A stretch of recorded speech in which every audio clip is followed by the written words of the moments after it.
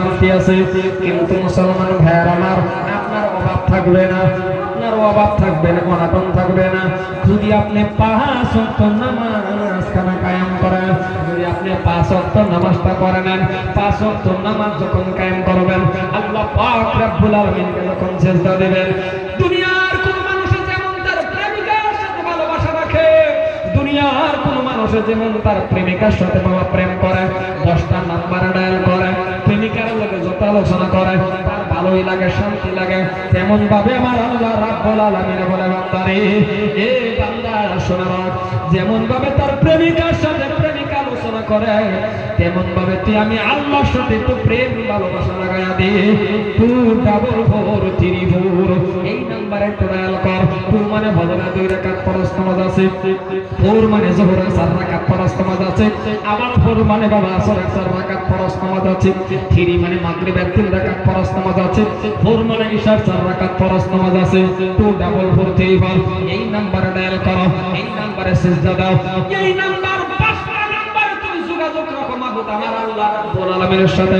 বান্দারে বান্দা, যখন তুমি নাকি সিজদার মধ্যে চলে যাইবা, আমি আল্লাহ পাক রব্বুল আলামিন বান্দা এই নামাজের মাধ্যম দিয়া তোমার সাথে আমি আল্লাহর মেরাজ, আরো জোরে, এই নামাজের মাধ্যম দিয়া বান্দার লগে আল্লাহর মেরাজ, নামাজের মাধ্যম।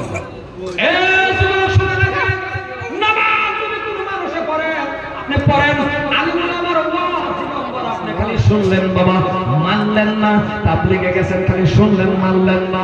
5 ওয়াক্ত নামাজ পড়েন। আমি আপনাদের পরামর্শ দিয়ে যাই, আপনি যখন 5 ওয়াক্ত নামাজ পড়বেন, 5টা পুরস্কার আমার আল্লাহ পাক রব্বুল আলামিন দান করব। কয়টা পুরস্কার? জোরে কয়টা? সরকার বললাম না, 1 নম্বরটাই বলি।